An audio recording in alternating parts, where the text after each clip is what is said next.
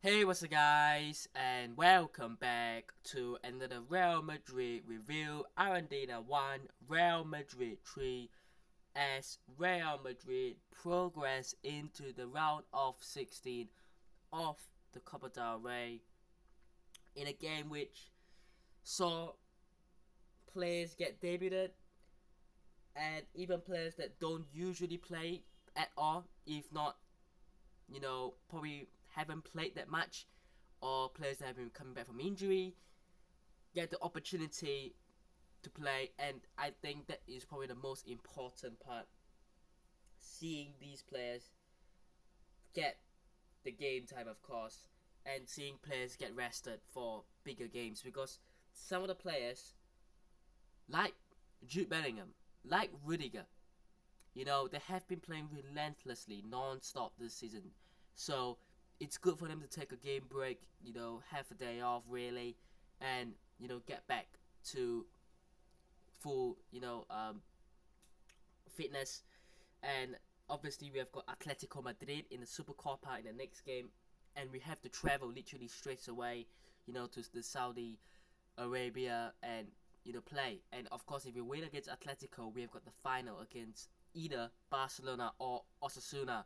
So it's gonna be a pretty big um, game against Atletico, of course.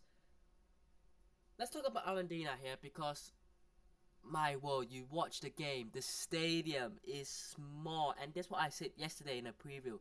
Their stadium is small, and I'm not sure how the players are gonna adapt to it, because these players are used to playing at the Bernabeu, they're used to playing at the Camp Nou, they're used to playing at these sort of stadiums, and they're going away to, I want to say, Montevideo, um, and it's a very very small stadium, and we usually play these teams once a year. Last year we had Cacerino, the year before we had Alcoyano, so we tend to play these sort of games once a year, but that doesn't really make you used to the pitch though, does it? But let's give them the credit, because after the first 45 minutes they defended well, they didn't let Real Madrid score. Of course, we had chances as well, but I thought they played reasonably well defensively. They started with this 3-5-2/5-3-2 formation, which is relatively defensive, but that's what they have to do really, because I think when you play against the top teams, you have to just play defensive and hope for the best. Second half, obviously, Real Madrid finally showed up, and there really was nothing that they could have done about it, because the quality in the team, in the players, was just huge, really. Um, and yeah, I mean, usually I like to comment on players, but I don't think I know any of the players. So, yeah, Arandina, fair play to them. But let's talk about Real Madrid. Let's talk about the first goal. Joselu off um, a penalty. Was it a penalty? It's soft, but there's contact, right? Brahim Diaz gets the ball, tries to turn away from two defenders in the box. He gets tripped. It's a soft penalty to give. It's given. Joselu scores, and then straight away, literally from kickoff, we win the ball back. Brahim Diaz, dribbles with the ball. Um, it was actually cleared away, but only to Joselu, who puts a cross in to the box, and luckily it bounced off the defender to Brahim Diaz again, and he scores to make it 2-0 within a minute. And then the third goal, Rodrigo, good finish. The ball, cut back into him in the box, and it's a good finish. And then the own goal, they go down the right hand side, our left. They put a cross in. Nacho is there, unfortunately, to put the ball into the back of the wrong net. Own goal for him, but it's fine. Um, no clean sheet for Kepa, who started the game. But yeah, so be it. Now, I want to talk about this player, right, who's on your screen, Arda Güler, because we haven't seen him play for 6 months, right, since he joined. We haven't seen him fully get the opportunity to play. And on his first game back, and not even back, it's on his first start, I thought he showed signs and glimpses of what he can be. I'm not saying he's at that level. I'm not saying that he will 100% be one of the world's best. That's what we hope as Real Madrid fans, of course.